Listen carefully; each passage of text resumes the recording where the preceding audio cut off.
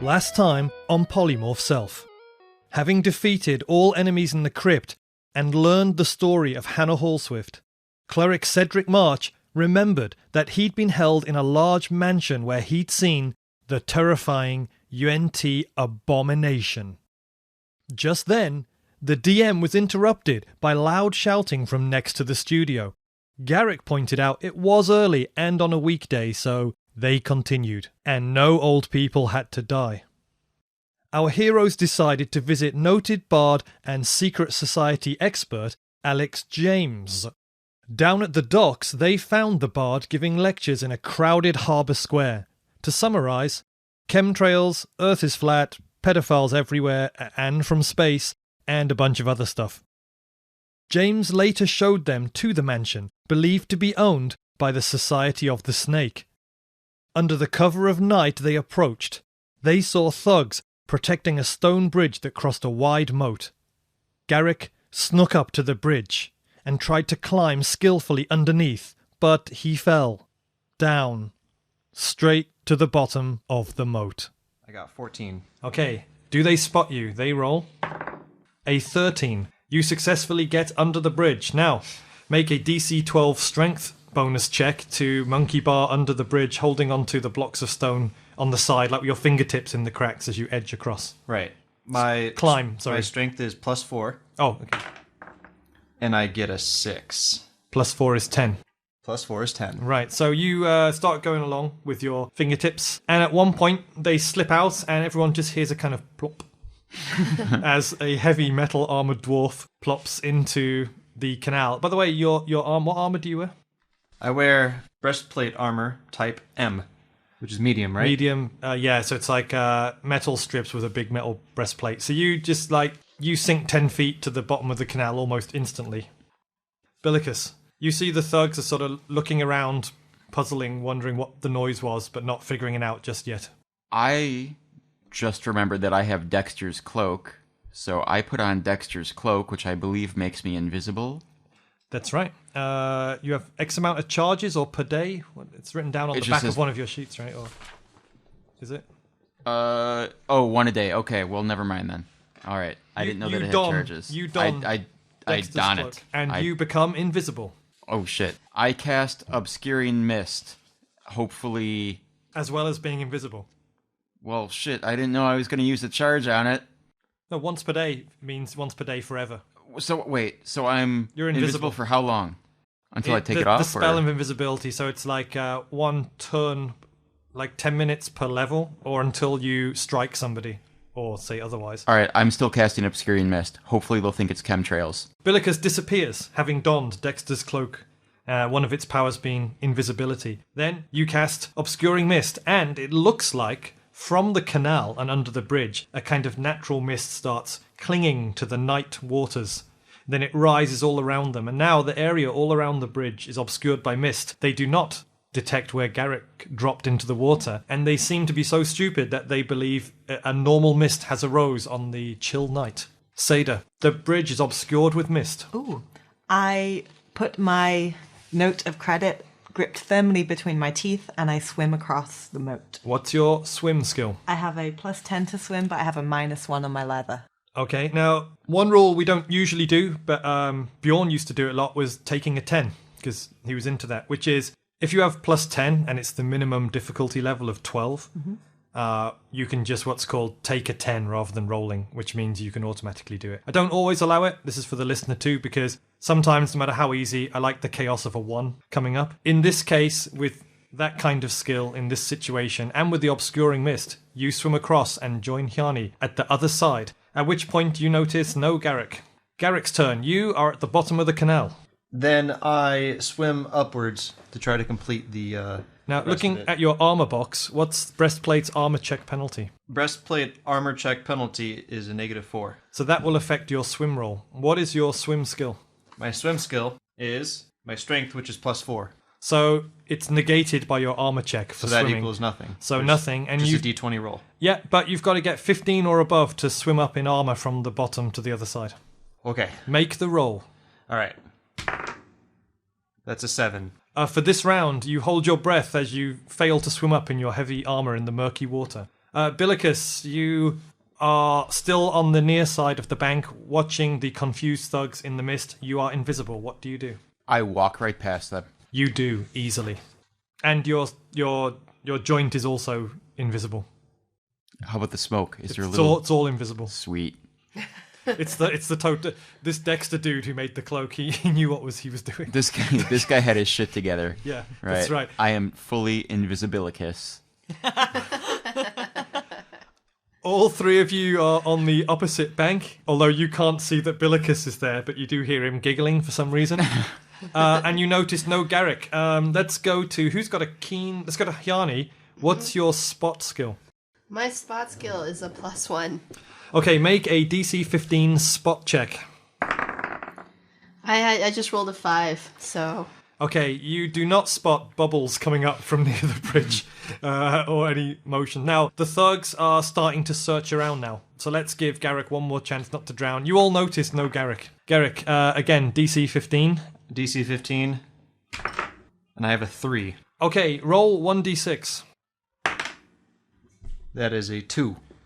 You take 2 points of damage as your chest and ribs start to crack and the pressure weighs on you. And your blood vessels burst. You all notice no Garrick still. Okay, there was a plop. Did we all hear a plop? I think it was on the other side of the bank. I probably saw him trying to cross. Okay, yeah. I'm gonna swim inside and see if I can spot anything. Do you want me to hold your letter of credit? Please hold my letter of credit.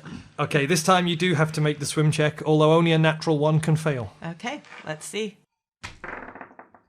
I rolled an 18. You dive in. No, you don't, because you're doing it stealthily. You enter the water stealthily, you swim down, and you bump into a dwarf, Garrick, at the bottom, trying desperately to swim out, but he's full of heavy equipment and armor. I grab him and try and swim up. Okay, make another swim check of DC 15 with your +10. Is it still +10? Yes. Okay. 15 + 10, 25. You grab him, he grabs onto your back, and you swim up and pull him out of the river. You are all on the other side, giving the thugs one more chance to potentially spot you as you emerge, and Garrick spits out a bunch of water and takes a And breath. like a fish comes out. It's like... Yes, a fish comes out. Get some good berries in this guy. I'm going to roll for them. It's dark, there's obscuring mist. They have no bonuses, and they need to get a 15 or above to spot you coming out the river. Hjani, can you roll it out there so everyone can see? 18. Good job. The two thugs spot you and start hollering and making noise and shouting. Next action, Billicus. I stab the closest one to me in the throat. You are invisible. He does not see it coming at all, and you do that. What would your damage be on a critical hit? With a dagger, with your dagger. What's the damage on a dagger usually? Critical hit would be ×2? ×2. And it's 1d6 for a dagger in this one, right? It says 1d4 +1. +1. Okay. Attack bonus +4. He has 4 hit points. Roll 1d4 +1 ×2. If you exceed his hit points, you successfully assassinate him from invisible. Whoops. I rolled a 2. +1 is a 3. ×2 is 6. Okay, you stab him in the throat, and the act of doing so makes you become visible once more. Ta-da! You see one of the thugs clasp his throat and pitch over the bridge into the river dead, and Billicus magically appears next to him. Next on the action would be Hjani. I pull out my longbow and shoot another thug. Let's see, you have to take out the longbow, right? Okay. You know what? Yeah. They're surprised and in obscuring mist. You can have it. Yay! So, his armor class is 11. Okay, I have a +10 attack bonus, so 10 + 10. It's a 1d8 +1 damage. 5 + 1. You shoot him in the chest with an arrow, and he pitches back the other way off the bridge. And both thugs are dead and at the bottom of a canal. Seyda was right. You are the kidnapping, murdering people, and your enemies get found at the bottom of canals. We've become everything we fought against. We are the squid people. Knife-like precision. I have yet to put a baby in anyone's brain, so... You see on the other side of the bridge here is a road marked by cartwheel imprints, horse hoof imprints, and lots of sort of medieval traffic, which leads into the darkness towards where you can see the beginning of this wood, which kind of is the next thing up in the grounds. Nice, let's sneak. Right, because sneaking works so well for us. Well, it almost worked well for us. We nearly drowned a dwarf. Dwarf? Almost. Can I wear that cloak thing, Billicus? Sure. And I It'll wear probably it. drag all on the ground, but Why? Why'd you say that? I hand you the cloak. And I put it over my body. By the way, 2 thugs are worth 150 experience points, but I'll round it up to 200 because of Billicus's cool move. So 50 points each for that. I'm trying to stay sneaky. Hey, if we weren't sneaking, then Billicus wouldn't have been able to slash that guy's throat from behind. So Ahead of you lie the woods. I still say we sneak through the woods. All right, I'm going to take point because woods are my deal. Awesome. I'll do right after you. Clunky. Clunkies can stay to the back. For marching order, we have Billicus, Hjani, then. I guess Garrick. I'm invisible currently. No, that thing's used up. Oh, Until tomorrow. I just have a blanket over my head. What are the other things it can do so he knows? +2 AC and blur once a day. Oh, so that means your AC is back down for 2 when you're not wearing it, right? Did I adjust it? I don't think I ever adjusted it up. Show me your character sheet very quickly, and I will see if we wrote it into the magical... Yep, there it is there, in miscellaneous modifier, taking you from 14 to 16. So if you give it to Garrick, you will drop to 14 AC. Hey, Garrick, I kind of need that cloak to not die. But can you see me? Ha ha ha, where am I? Ha ha ha ha. You all Try see to get him. me. I snatch the cloak back off him and give it to Billicus. Oh my god. Okay, so after Hjani is Garrick, and then Seyda. I'll take up the rear. Okay. And I will say, sneak, sneak, sneak, sneak. That's what good sneakers do. That's what they do. Yeah. Okay. You reach the edge of the wood and you follow the track, the road, into the woods. And after it gets considerably darker when you go in, right? So, but the first thing you do is after a short amount of time, you reach a 4-way junction in the trail, and there's a signpost here. Like, continuing north, the trail is wide and beaten down by the horse tracks and the cartwheels. Left and right are smaller foot trails branching out into the woods. And this 4-post wooden sign says, south, which is the way you came, by the way, the moat. That's one sign. It's a typical, wooden sign with arrows. North, continuing on, says the gatehouse. East says the wishing well. And west says the summer house. Oh. I have a spell that can tell us where to go. So Garrick points out his hand and says, eeny, meeny, miny, mo. Catch a tiger by his toe. If y'all let him go, eeny, meeny, miny, mo. And it's the west one. And the west signpost says the summer house. That's it. That has to be it. Sounds delightful. I'm the only one who can't read the signs as I don't have low light vision. I can make your lantern glow again. Are you trying to hide the fact that you can't read? No, I can read. Party laughs at people who can't read. And short people. It's been well established that I am a literate barbarian and I can read. I just can't read right now because it's dark and I'm a human. I don't have your fancy elf dwarf light vision. Did someone say there was a wishing well? I want to go to the wishing well. Nobody said it. Yeah, nobody said that actually. This sign says it that you can't read. Yeah, you can't read the sign right here, but it doesn't say that. I feel like there was some kind of divine inspiration and I feel like there's a wishing well somewhere near here. I can sense it with my barbarian sense. Is that where you want to go? Yes. Okay, let's go there then. Wishing well. So you head east. Yes. Okay. And not west. You wasted your spell. How many times per day do you get that spell? I only once a lifetime. We just wasted it. You do have the spell Augur, though, right? AUG, the one where you make a decision, like a yes/no decision, and you can get an indication of whether it's going to turn out positive or From negative. the DM? From the gods. I believe that's the first level cleric. Yeah, Augury. from Moradine. Look it up while I'm giving the next thing. All the spells are in the back of the book in alphabetical order. Yours is... Oh, okay. Oh, regardless of... the full descriptions are in alphabetical order, right? And the lists are by the tissue paper. It's called AUGUR, I think. Or with a Y on the end in earlier rulebooks. I think it's the one where you commune with the gods and you get an answer whether the thing you're going to do is generally negative or generally positive. But it can be kind of misleading. But anyway, while you're looking that up, are you definitely heading towards the well? The wishing well? Yes. Well... Yes. Well. Okay, so you go off the main wide track where all the traffic to the mansion is and into the woods. The trees get denser the further into the woods you go, and the trail curves around to the north, so it's almost parallel to the main one, but off to the east. Eventually you arrive at a small clearing. The trail continues north, but it becomes so narrow that you have trouble discerning it from just gaps in the trees, especially in the dark. Sitting in the middle of the clearing is a traditional brick well, complete with a little roof and a winch. You are standing at the entrance to this clearing, which is about 50 feet across either way, 20 meters, however you think. You know, it's kind of dark and shadowy at the other side. You can just see this gap in the trees where it looks like the trail continues. The well is in the center. I check around the well for anything that seems out of the ordinary. Seyda? I throw a copper piece in the well. Hjani? I follow her and also throw a copper piece in the well. Garrick? I cast my spell check for traps.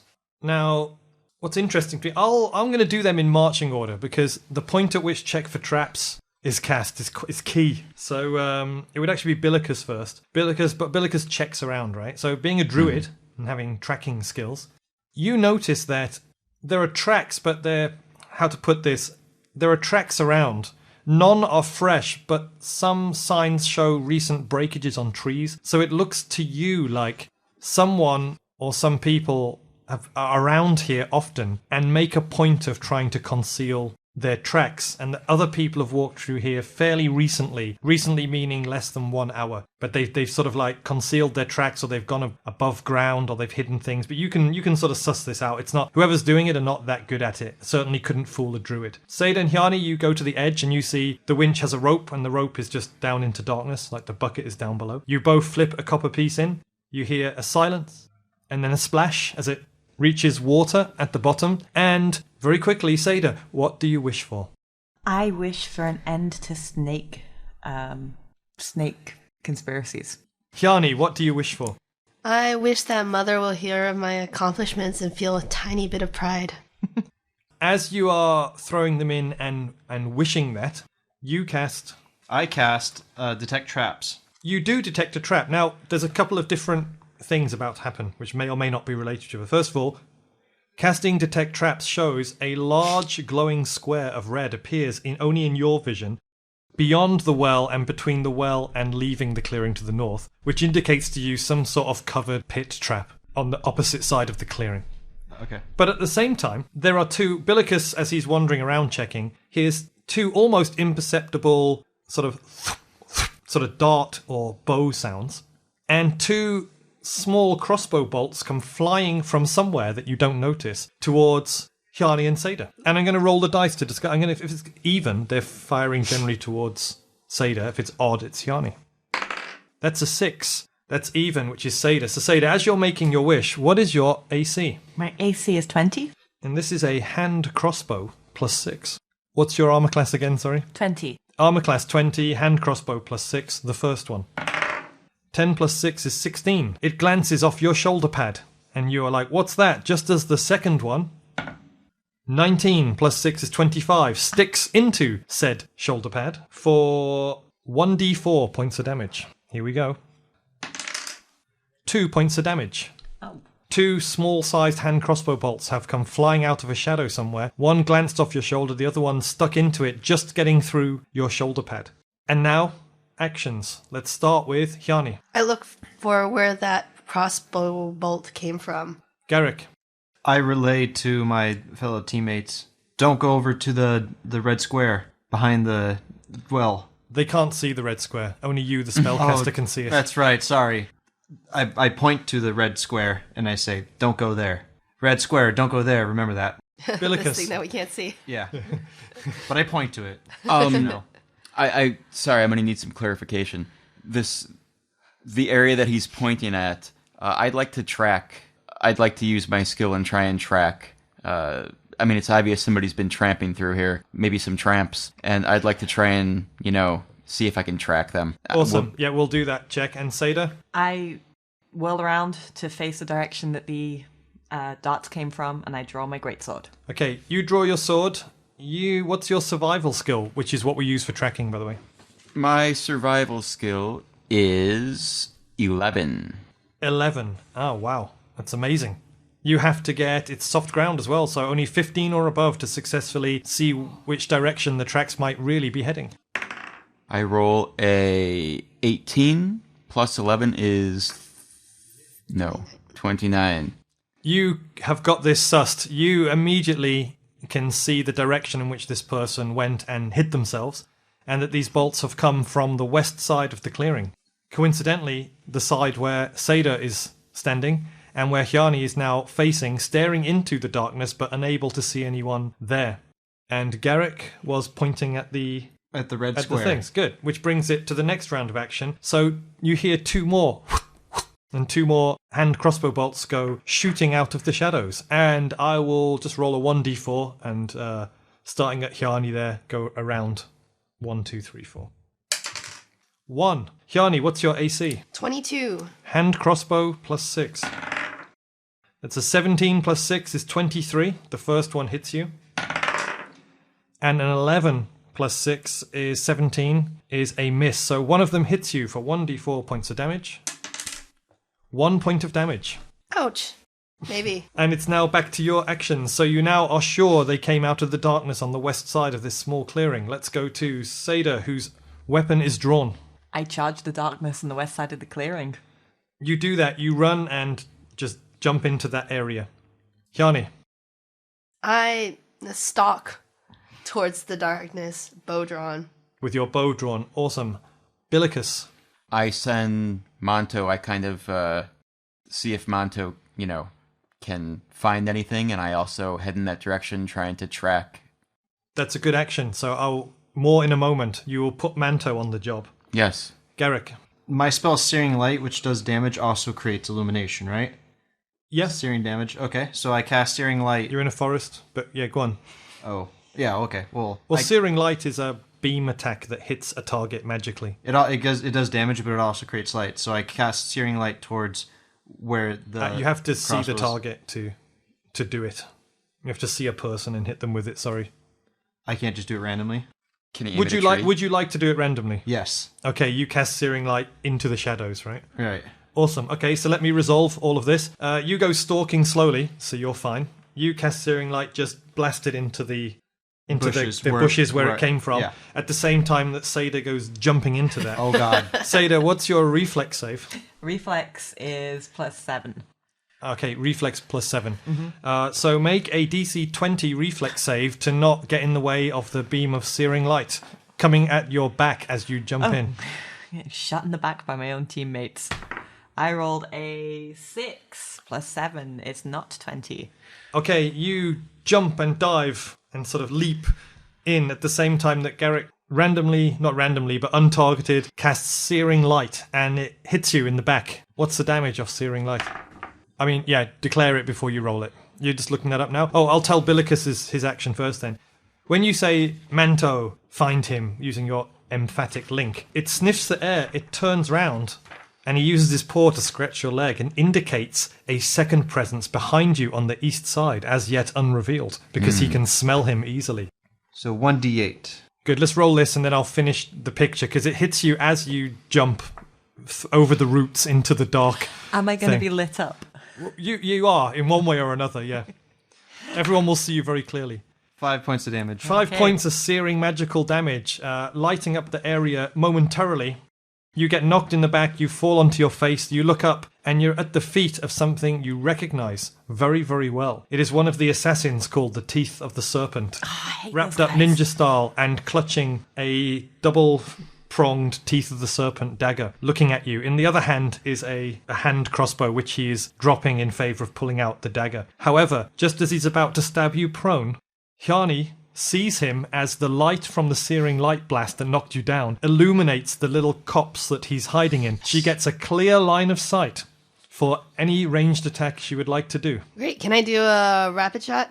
You can. Two shots at once? And just we got- agreed that you can do 2 bursts, right? 2 mini shots with Oh, yeah, so all your feats. 2 times 2. 2 double shots, yeah. Yeah, okay. So, but it's a plus... Then it becomes a +6 to each shot, right? Because it's -2, then -2. Yeah, as long as you make a rapid shot, you take a -2 to your overall bonus in all. Okay. Yeah. Or you could do many shot and shoot 2 arrows, not 4, without any negative. Oh, maybe. So No, you you know can what? shoot 4 2 pairs of 2 with a -2 So on your plus- usual bonus. This is so much math. Yeah. You know what? I'll do 4 with a +8 attack bonus to each one. Okay, his armor class is 15. All right. The first pair. So the first pair, 20. Nice. So Wow. Roll it, again to see if it would be a triple damage. it would on be a longbow. triple damage. 12 plus 8, so 20. 2 arrows, and the combined damage of both of them will be tripled. Nice. So 1d8 plus 1. So 7 plus 1, 8. So it's 2 arrows of 8, right? Yeah. So 16 times 3, which is 48. 48 points of damage. You knock 2 arrows, one above, one below. Seyda is hit in the back by a searing light beam from Garrick. She goes face first. For a moment, the area between the dark trees is lit up bright white, revealing this ninja-like figure holding his double-bladed serpent-teeth dagger above Seyda, ready to plunge it into the back of her head horrifically. You release the 2 arrows together, and they both hit him square in the face, one in each eye, rip right out the back of his skull and into a tree, and he just immediately slumps lifeless to the ground on top of Seyda, and starts bleeding onto her out of his eye sockets. All according to plan. Yes. Exactly what I wanted. Yeah, but at the same time, as you're all celebrating and witnessing this awesome moment, Billicus on the other side has noticed something as alerted by Manto, which is that Manto can smell a second person hiding out on the opposite side, as yet unseen in the shadows, but as yet also not knowing that you know. What's your action? I know that he doesn't know that I know, so I know that I'm going to send Manto to get him. Okay, just suddenly tear in there and surprise him. Yeah. Okay, Manto, who can see fine in the dark, rips Unlike into... some of us. Sorry, I tripped over that light Yep. beam. rips off behind a tree into the shadows and then comes back dragging one of these guys. He gets his teeth around the arm and drags him into the light in front of you. So this assassin is reaching around his belt trying to get his double-toothed dagger out to hit Manto. Manto's grabbing onto his arm, giving you a sort of free action on the guy. All right, I take out my scimitar and I swing at him. Okay, he has AC 15. However, he counts as being prone or flanked because he's been held down, so you get another +4. So it's scimitar. Scimitar, attack bonus +4. So you add another +4, so you get +8. +8, okay. While he's sort of partially immobilized. AC 15. AC 15. Whoops. 6 plus 8 is 14. Okay, you swing at him. He takes the double-toothed dagger out of his belt and, like the ninja that he is, uses it and actually catches the blade of your scimitar between the double blade. Oh my god, you guys hurry up and Unlocks kill this it. guy, but he's totally rad. Yeah, bringing us round back to these guys' actions. Garrick is nearest because you're actually still by the well. Right. I didn't move. You turn around and you see the scene of Billicus and Manto the Wolf engaging a second assassin. Guess what? I'm going to cast another Searing Light, You do that. but I can see the man. Yeah, and I'm not going to give him his reflex save because he's still immobilized. You blast him for 1d8 points of damage. Total of 6. 6 points of damage. Okay, now Hjani and Seyda are all too aware these people are quite tough. They're not 48 damage in one round tough, but they do have, they are pretty formidable things, but 6 points of damage, right? And now they can also see him. Now he's illuminated. That's right. You guys turn around. You're on the. You pick yourself up. That's your action. You're cooked slightly. Hjani, you whip around. You hadn't used the other two part Oh, of your that's rapid right. shot, so you can just release it now. Okay, let's do that. It's a +8 attack bonus. And this is all happening at the same time. You shot that when he fell down. Manto dragged him out. He caught So, Billicus' thing, and in the middle of that, you're matrixing around in the same action and release the second double arrows. So basically, so what? And Yes. and a pan. That's right. There's a 3D effect pan, and the AC is 15 again, and you get the same bonus of you get another +4 actually. You don't get you get +4 because he's immobilized. Oh, still. okay. So it's 8 plus 4, so plus 12 then. Yeah. All right. 13 plus 12, 25. Your double arrows smack into him. All right. It's a 1d8 plus 1, so 2 times 2, right? Or You just do it twice. It's 2 arrows so each one. 2 plus Yeah. 1 is 3, and then the other one is 1 plus 1, so 5. Okay, it looked impressive, but didn't land that much damage. But he's been hit twice now. Bringing us round to regular combat. So he is going to try to stab Manto to get him off the arm. That bastard. That's right. What is Manto's armor class? I think it's written on 300. the sheet somewhere. This is not gonna stand. He has Poison Serpent Dagger +5. If that dog gets hurt, Will we finally get to see a barbarian rage? if if he hits Manto, Do a rage. yeah. Okay, so His AC is 16. 16. Poison Serpent Teeth Dagger +5. I'll roll it back here, but Elaine, you can check this just in case.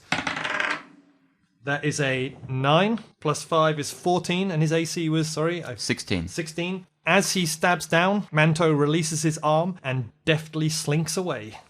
Bringing us back to all your actions, starting with Billicus.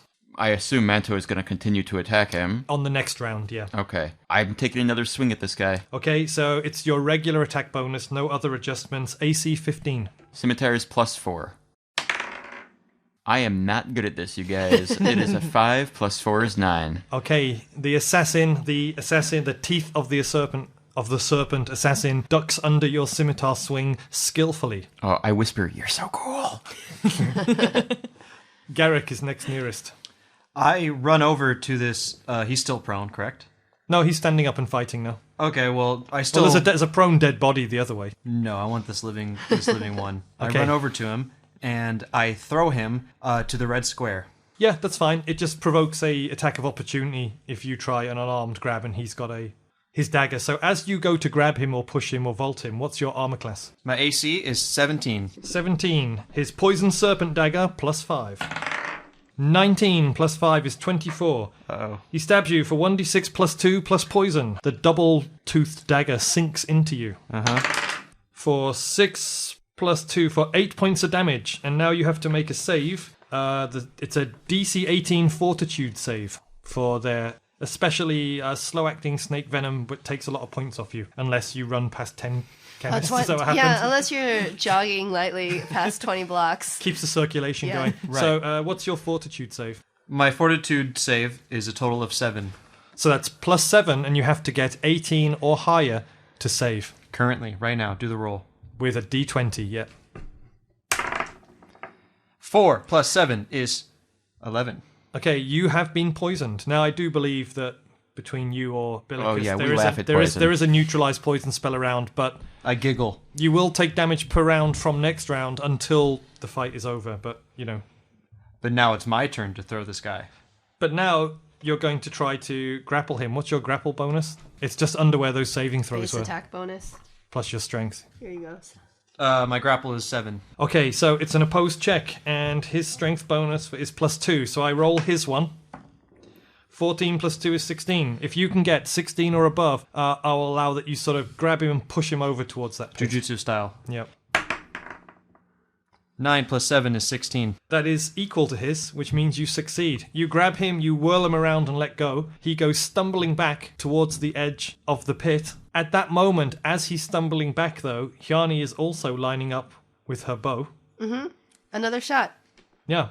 Take a regular shot quickly as he falls back. Awesome. Let's just pile on the death to him while we're at it. So +10. 15 + 10. So, His AC is 15. yep. So 25. That totally hit him. 1d8. 8 + 1. 9 points of 9 damage, points. bringing him to 20 damage total. He stumbles back. He tries to avoid falling in the pit that he knows is there. However, an arrow slams into him. He falls. He crashes through the fake covering and falls 10 feet into a pit full of wooden spikes for 1d12 points of damage. That's another 4.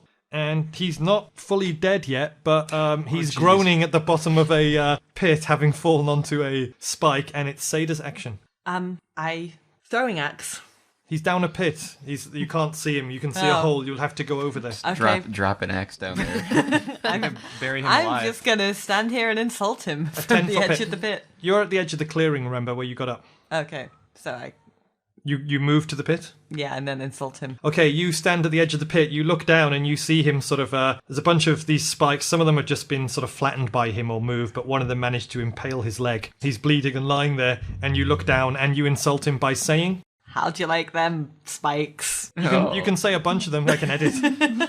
That's all I've got. I've just been hit by a light beam. I'm covered in eye goop. Like I'm not giving my best barbarian insults. You say that, and he nods with a certain degree of sympathy. You sound like you're down in the pits. There you go. Bring it round to his action. But wait, Manto still has an action. Manto looks eager to dive down into the pit too, but you could tell it not to. I'm gonna hold him back. I take Dexter's cloak and I put it on him, like when they would try and make James Brown like lead him off stage. I do that.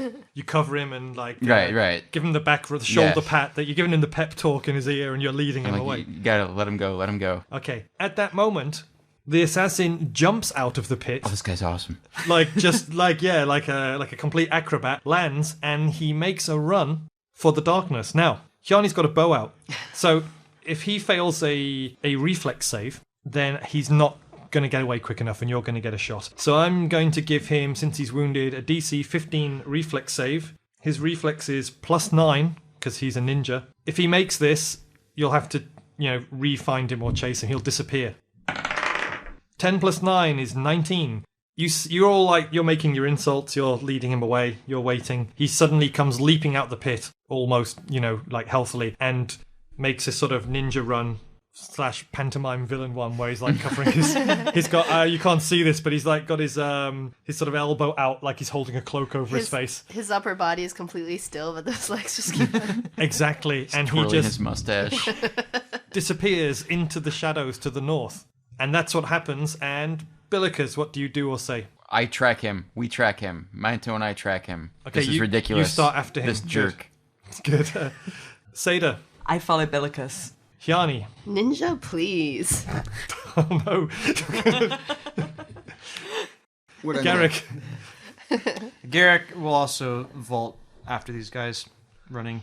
Okay, you set after him, and for him not to evade you and disappear, we're going to go with the first action, which was Billicus's track. So if you succeed on your survival check of difficulty class 15, you stay on the trail and you catch him up. What is your survival skill? My survival skill is 11. Plus 11. You must get 15 or more. I rolled a 1! You head off after Manto. Manto is hot on the trail. Manto veers, he's sniffing, he's yelping. You follow him. You're like, stick with me, guys. You go between two trees. Manto stops. You slow down. You look, and a very surprised squirrel turns around and gives you a little look, nibbles a nut, and then disappears into the bushes, and you go, oh, Manto. Guys, this ninja turned into a squirrel. We gotta follow it. You have lost the assassin. He's successfully escaped into the night woods. Or was he ever there to begin with? Hang on, have we found a secret squirrel society? Alright, we have to stay on track here. Alex James only got one detail wrong. It's the Society of the Squirrel. This is amazing. Okay, so you are just a little bit off the northern trail leading from the Wishing Well onwards in the grounds. You have lost the second assassin. But you did defeat one, and it counts as a defeat, and they are both... So for challenge rating 3 to your level 6. DM makes a quick thing. They should be like 800 each in this situation. 800 each? Yeah. Wow. Well, it's 900, but there's like 4 of you and 2 of them, and it comes down. I'm going to award you 200 points each.